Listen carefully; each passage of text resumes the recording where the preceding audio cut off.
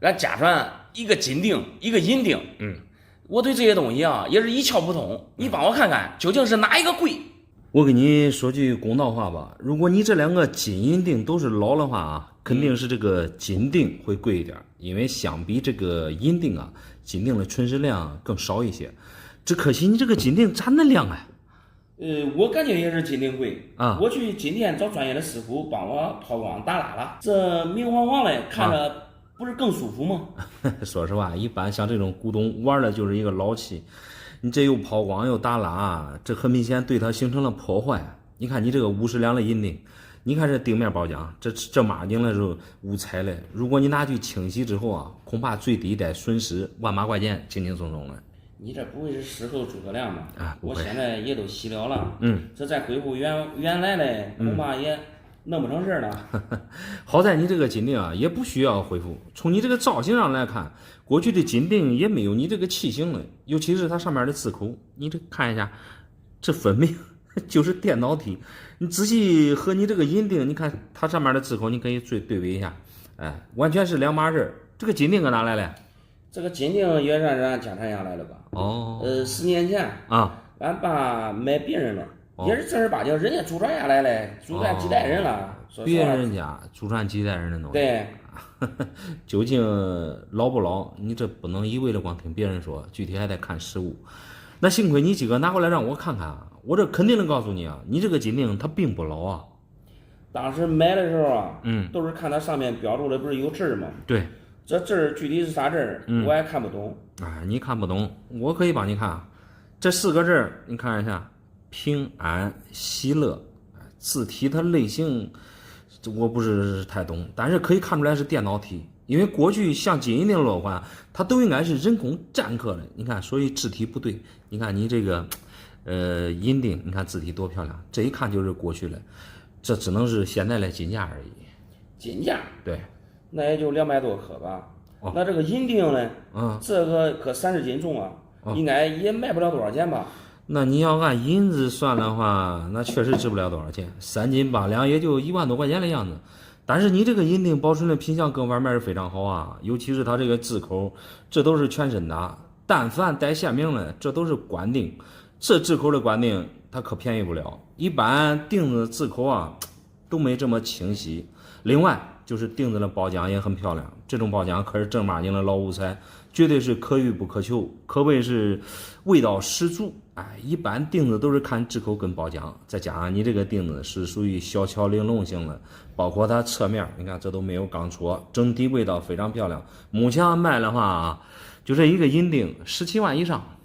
咦，我真不知道我值那些嘞。说实话，我打心眼的认为啊，还是那个金锭更贵。那你这按常理来讲的话，确实是金锭更胜一筹，因为在过去它这个黄金啊，它无大锭，而这种50两的银锭，虽然说它个头比较大，但是纯实量还是有的。你相比金锭，那确实是多，但无奈你这个金锭啊，它并不老。通过这上面的字体看着，它就是现代的东西，所以说不能相提并论。幸亏找你这专业的鉴定一下子。不鉴定还真不知道。那是这一鉴定啊，我才知道。我知道咋办了。等明天俺分家的时候，我都要那个银锭。对，从价值上来说，这个银锭啊，还是比你这个200多克的黄金贵。不过现在金价也不便宜啊，你这200多克的黄金的话，恐怕也得个10来万块钱。具体到时候怎么分？到时候咱再坐一起商量商量呗，那别让家人吃亏不就行了吗？那是嘞，那是是吧？肉烂了得裹着点嘞，对，一家人也吃不了啥亏。对，谢谢你了，谢谢你了啊！没事。我闺蜜借我20万，在我这里抵押了一块银元。你帮忙看看值不值50万？借20万抵押一块50万的银元，看来你对这个银元挺懂啊。来，我看看是啥的银元。我说实话，对银元不懂。都借我20万好几年了，这也不讲还钱的事儿。昨天竟然又要给我借钱。上次借了钱还没还，这次竟然还要借钱，你可别被他整出来啥幺蛾子了啊！你这个是一块深版的大青，评级给的是 XF92，两面的包浆确实不错，龙鳞字口包浆整体状态还都挺好。但是话又说回来啊，你这个可不是价值50万的银元啊，这谁告诉你这一块银元能卖50万？不对吧？3年前我闺蜜带着银元已经去北京某公司鉴定了，开的有鉴定证书，好像估价就是50万，白纸黑字写的很清楚，不然我也不会借给她20万。那个鉴定证书是有问题了，应该是恁闺蜜花钱买回来了吧？好像鉴定一次花了2000块钱吧？对，那就是花钱买回来了鉴定证书。那种鉴定证书没什么用，一般像这种银元啊，都是入盒鉴定。况且你这个已经评级入盒了，没必要再多鉴定一次了。第一个，花钱它都打水漂了；第二个，鉴定出来的50万，在咱们行内啊，也没有人相信它这个价值。和你说的恰恰相反。北京那个专家告诉我闺蜜，越放越值钱。说是放10年之后能翻倍。我闺蜜也是大气之人。昨天说让我再借给她20万。再借20万？这块银元就归我所有了。你这个闺蜜太不地道了，我不知道你是咋想的。我能这么想？我想捡这个漏呗。捡漏可不是什么人都能捡嘞。你这啥都不懂，你还想捡漏，弄不好啊都变成了一个笑话了。不过话又说回来啊，你这个闺蜜啊做人确实是不太地道，看你什么都不懂，你这是想要她的100万，她却想要你的20万。这说实话，你今天拿这个银元来我这是干啥来？我来的目的就是想让你估估价。如果真值100万的话，我去给她借点钱，准备给她买回来。也就是说你现在连20万都没有，准备去借20万把这个给他买了。我准备给他还价，给他10万，看能不能买回来。哎呀，10万，你别说给他10万，你都给他5万，估计都可以。已经借20万了，你再给他10万，相当于是30万了，还有7年的时间。如果有这种好事啊，那闺蜜自己都干了，这个好事也轮不到你。这个大秦宣三啊，我跟你说实话，它比较常见，这是清朝那个时候晚清发行最多的这种货币之一。你这个是申版，已经评级入盒。他说了这个鉴定证书啊，完全没必要再去鉴定。XF92就是意思就是笔面是流通过，确实多多少少有一点流通痕迹吧。但是你这个状态确实是不错，包括字口、龙鳞，包括它的包浆，这3位一体都是无可挑剔了。这个银元已经评级入盒了，说实话，就按目前的现在市场价来估的话，你这块银元给你估8000块钱是完全没啥问题了。不可能只值8000吧？难道北京专家估的50万是假的？这不可能。所谓北京那个鉴定证书啊，其实它就是一个骗局。那种鉴定证书在我们行内根本就没有人承认它的这个真实性。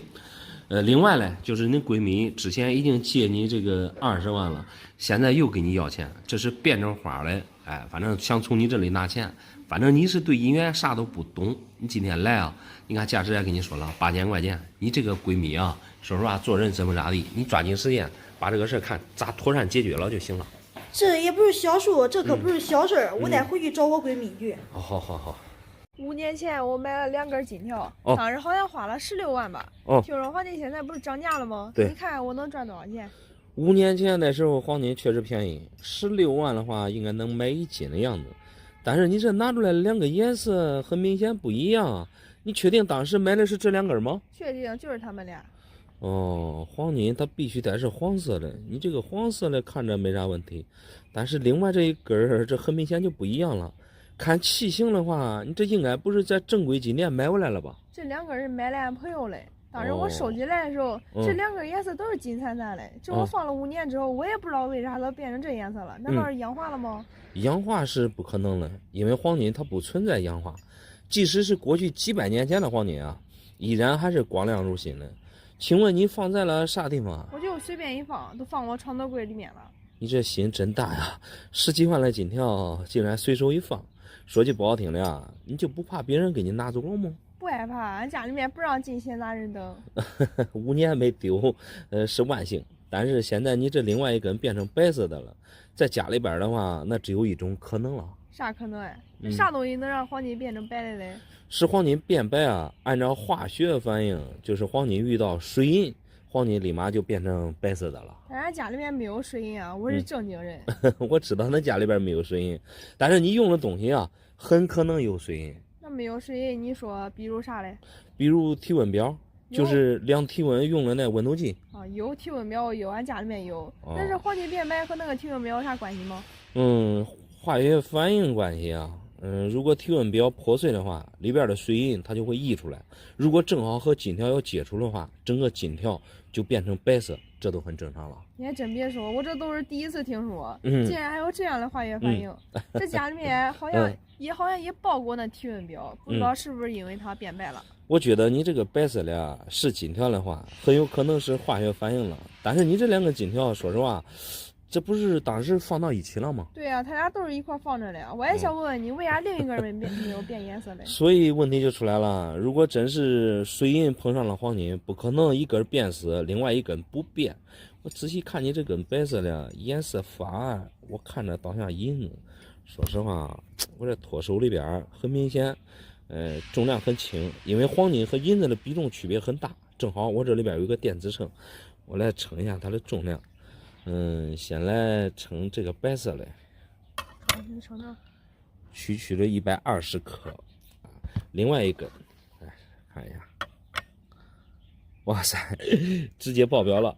因为我这个电子秤啊，它的这个只能达到200克，超过200克的话，它都会爆表。两块你看大小、长短、薄厚，我看区别不大，但是重量很明显，有大的出入，这只能说明你这个白色的并不是金条。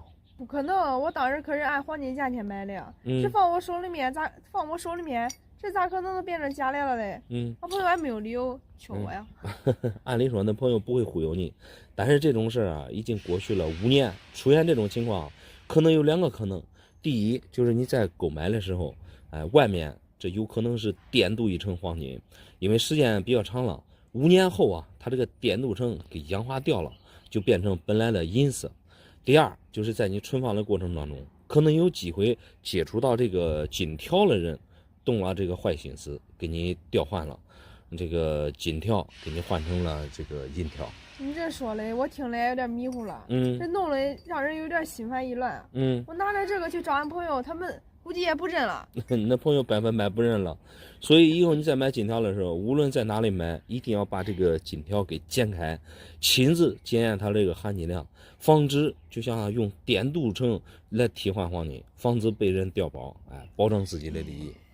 没有以后了，反正这一次我不发财都不行了这俺爸竟然放了一块统治10年的银锭你给我看看值不值200万吧？你这张口都要200万，这7位数的价钱要了挺猛啊！确实是统治10年续服了银锭，这字口我咋看着那不舒服啊？这有啥不舒服嘞？我都上网查过了统治年的银锭很少，所以价格不便宜你查询的是对的。统治本身在位时间就短，你看你这个落款特别工整，典型的3排官锭。说实话，这字口太少见了，而且你这锭面你看都有包浆了，它这个蜂窝细看的话，你看这还有很多留印，就唯一就是你这个边上你看磕碰严重。那是我故意用钳子夹来，我就是很好奇这究竟是不是银子结果还挺软。软倒是挺软的，因为像这种银锭它用的都是雪花银，过去的雪花银含银量都在99%以上，你看它这个边儿又不是太厚，你用钳子夹的话100%可以夹变形。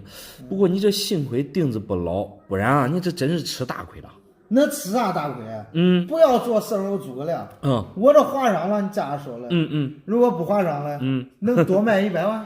哎呀，多卖钱是真的，但是不至于说能卖上百万，因为你这个钉子是10两的，他又不是说是50两的官锭，50两的官锭，50两的带圆光的江汉官，他也不是说一块能错上百万的差价吧？你这动不动就上百万的差价。这价钱确实挺吓人这有啥可吓人的我个人说出来可能没有说服力但是人家有经验老专家绝不会忽悠我的我就猜你这报价是网上专家给你估出来的，网上专家给你之所以估高价，完全他是有套路的。如果说他这连上面的电脑题他都看不出来的话，你想想他给你估200万，这完全是为了收取你的鉴定费鉴定费也就800块钱，说实话我还能受得起毕竟现在算是掏钱买个放心。那你这掏钱买放心也不是这种买法。如果银锭是真的你大可以直接变现换钱，而不是去掏钱买一个数字。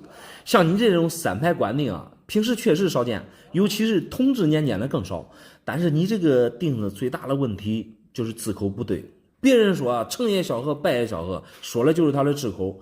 10两银锭能用这清晰的太少了，不只是3排管钉，管钉本身就贵，加上这字口，你本身值3万了，你卖个70、80来万都没商量。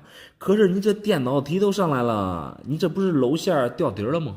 露啥馅掉啥底啊？你不要无中生有啊！没有，人家专家都没有挑剔，你这挑的是啥呀？我这不是挑剔，因为他这个字口啊，是代表区分新老的关键。你看你这包浆，它都有一定的年头了，这说明这个钉子在恁手里边一放了也有一段时间了。你细看它这蜂窝吧，说实话，这我看着啊是有点不自然，而且你这蜂窝，你看有很多这种流银线，这种状态啊已经是很难得了。但是我整体看啊并不老，所以我个人看，你现在卖的话也就是一个银价。银价啥意思？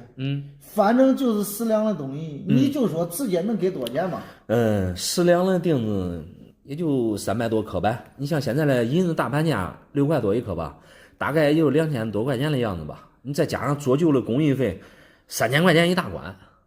你这账算的是不行啊！10两明明都是1斤啊，你给我说300多颗，这不是搞笑了吗？那10两，那你现在算它确实是1斤，但是在清朝那时候啊，1斤是16两，1两也就37.3克。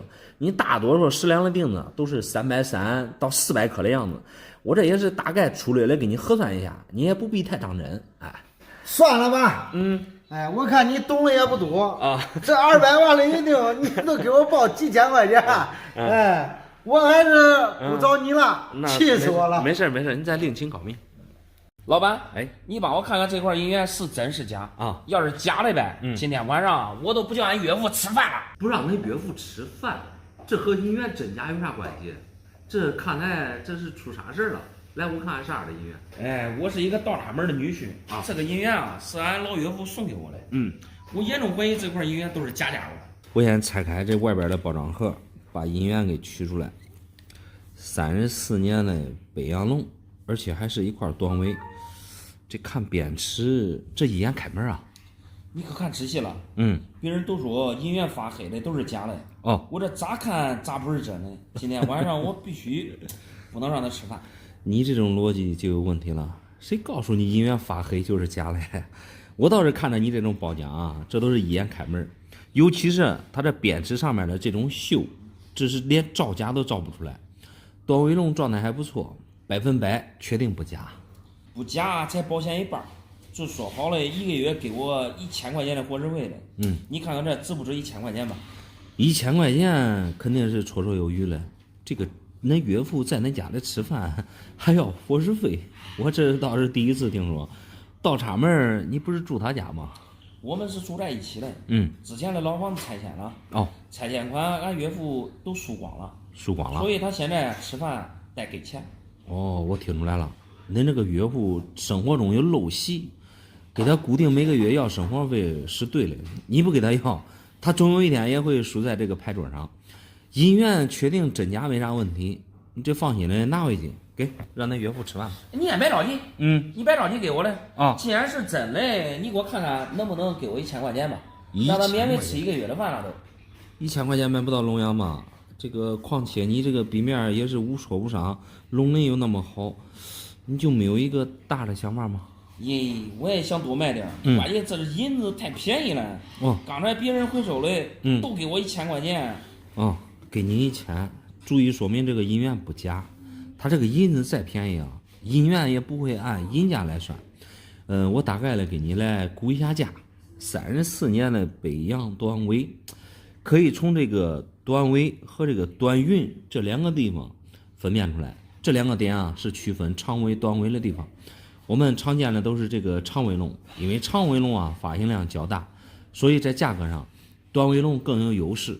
看你这个龙鳞状态算是比较齐全，可以说是没什么磨损，整体壁面算是一种全身打的状态。字面来看一下，细看一下你这个前字啊，金字这个地方少一横，属于更稀少的涂金版。途金版在短纹里边占1小半的存世量，高点满纹，没有任何磨损，笔面前后就带一点黑黑的包浆。目前你这个状态而言，给你估价5000块钱是完全没啥问题啊。5000？对，这价钱可以啊。俺岳父应该不知道这价值能高，不然的话他卖了，再给我1000块钱，那4000他又去玩牌了。对对对，一般我们个人啊，懂银元的比较少。你像过去家家户户其实都有银元，真正懂银元的太少太少了。你看有很多人啊，他过去都加工那个银手镯了，现在后悔都来不及了。所以那岳父给你这一块银元，说实话，这个品相保存的还算可以。有没有可能值1万？不可能。刚才我上其他地方给1000啊，你这给我5000，我要再找一家，说不定管给我1万吧。哎呀，给你1000确实是低估了，给1万还真不至于，因为你这个品相啊，只能算是一般化。如果笔面带远光，它这个价格啊，它会翻番，它翻几番都有可能。不过你这多转转多问是对的。总而言之一句话，那岳父没给你造假，哎，你让他该回家吃饭。哎，好，那谢谢，我再转转啊。转吧。俺弟弟快结婚了，我这个当姐的得表现一下了。你看这俺老公家里面祖传的白金蘑菇，能卖个几十万块钱。白金蘑菇这种造型的东西，我倒是第一次见。如果这个疙瘩是白金的话，那最低得10-20万吧。那10-20万太好了啊！俺弟弟这结婚这等着我帮扶嘞，能卖多点最好，毕竟是古董。是不是古董我没看出来，但是我看这造型也不像蘑菇啊。另外还有它这材质，你看这上面有很多地方这都生绿锈了。古董最起码得是上百年前的东西，反正我看着这挺新的。这弟弟结婚，咱还需要你帮扶哎。我就这么一个弟弟，当初嫁人的时候，俺爸爸妈妈都跟我说，尽量找个条件好嘞，因为家里面穷，弟弟以后需要我帮扶。那爸妈如果真是这样说的话，任何人听了之后啊，心里都会很烦。这很明显啊，这都是重男轻女嘛。刚开始我也很烦，心里面也很有压力，但是我就这么一个弟弟，我多少也想帮他一下。如果有能力的话，当姐嘞该帮也得帮。我看你这年龄也不大，应该是才结婚没多久吧？才结婚2个月。才结婚2个月的话，手里边应该钱也不是太宽裕，不然也不会拿咱老公家祖传的这个白金蘑菇来变现了。是的，我和老公也是自谈嘞，他家里面条件也不是太好，但是弟弟结婚那急用钱，我又害怕爸爸妈妈失望。能看出来你确实是一个懂事的女孩，也是真心的替父母分忧，也想实打实的帮弟弟。那你感觉这个白金蘑菇这能卖多少钱？你刚才不是说10-20万吗？这10-20万够给他装修代课用了，能多卖点钱更好，省得俺爸妈为钱发愁。听出来了，你的意思是这个白金蘑菇，卖多少万，全部都给恁弟弟？是嘞，都给他。那你这样做的话，就相当于是宠弟狂魔了。这要是让恁老公知道了，这还了得？你们俩这不生气才怪嘞。结婚是大事，我都替他做一回主，没事你看看吧，给我个实价。那行吧，那我就简单的给你说一说这个白金蘑菇。首先啊，我不认为它是白金的。白金分为8金和铂金2种，颜色、光泽度和你拿过来的这个有明显的差异。白金它非常抗腐蚀，而你这个上面你看有很多这个绿锈，这足以说明啊，它的材质不是白金。另外我拖着这重量也不对，你这个大概也就1斤以内吧，因为白金的密度啊和黄金差不多，这么大体积的话，怎么着也得将近2斤了。然后我认为啊，这个并非是什么古董。你要是看它的造型的话，要造型没造型，要样子没样子，你说它是蘑菇，我说它什么都不像。另外从这个东西的外观上看，形成的时间并不长，光泽度也就是最近才做出来的。以我看材质啊，倒像是银的，含银量的话应该能达到这个99银吧。从它这个底部看一下它这个蜂窝，这个蜂窝可以看出来大概价值的话差不多也就几千块钱吧。几千块钱？对，你这看到底准不准？哎，这几千块钱估计让我失望，俺爸爸妈妈估计更失望。那你失望也没办法，因为你拿过来的这个东西它就是不值钱的东西，它不是古董。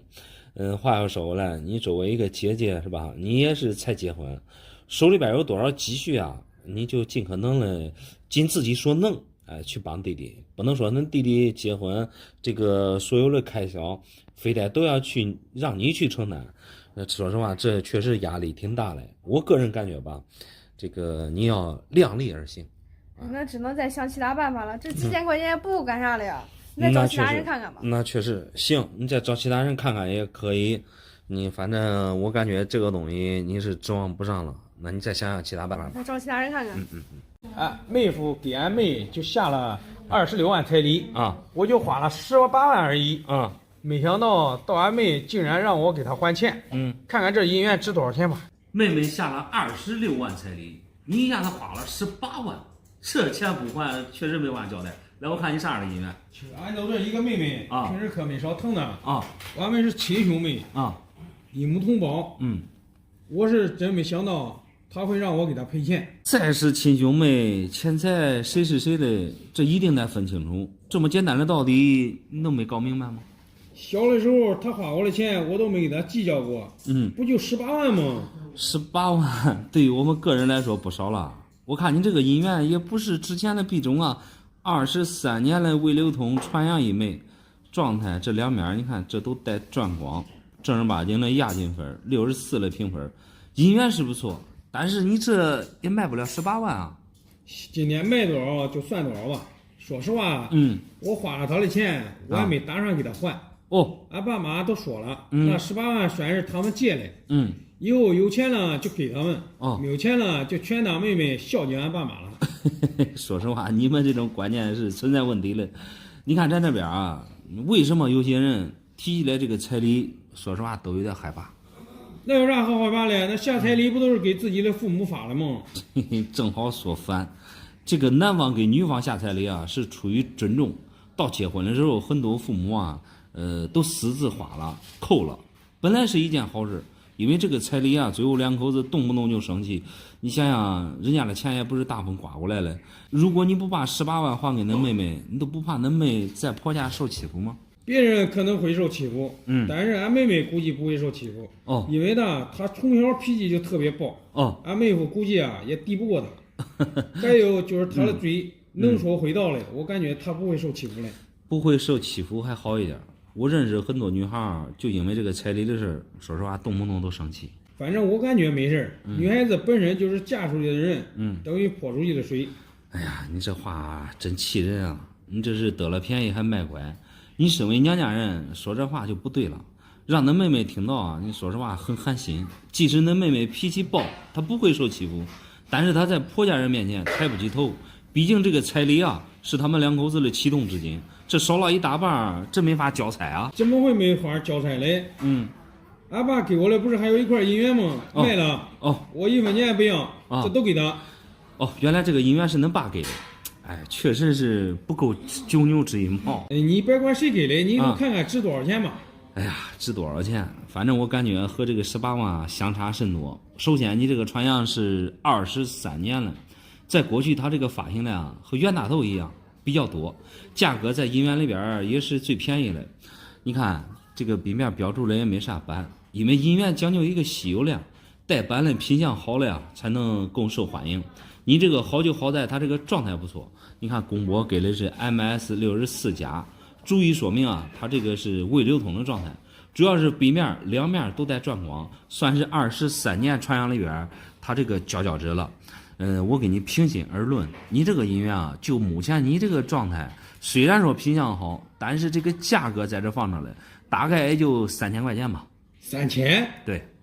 我没想到这一块银元会那么贵啊！这不行啊！我想说值几百块钱嘞啊！想这意思就行了这我得拿回去，我换个500的大头。3000还贵吗？你可是你花人家18万，这3000块钱，你这都看眼来了吗？你这个当哥的，说实话你还到家了。我再跟你说一下，银元几百块钱嘞，确实也就是品相差的那种大头了。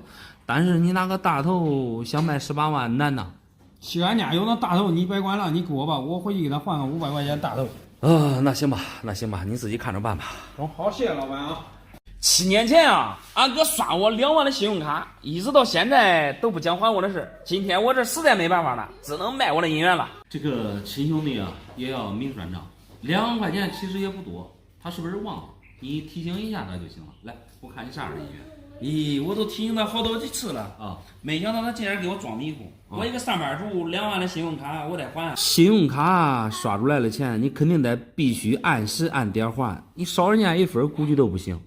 对，信用卡精确到1分以后，那就不讲信用卡了。但是你这个音乐状态不错啊 ，UNC 92的大清玄山深斑龙，你看笔面带转光。你这个大清啊，主要是没给分，哎，如果给分的话，妥妥 MS61的分。你这用来还信用卡应该是没啥问题啊。咦，我感觉有大问题。为什么这样说吧？这个信用卡，是俺哥7年前刷的。哦，这7年我陆陆续续分期还了。哦，每个月的工资啊，全都给俺媳妇了。另外，借我朋友好几千块。你这是典型的拆东墙补西墙，分期还信用卡确实有手续费之类的。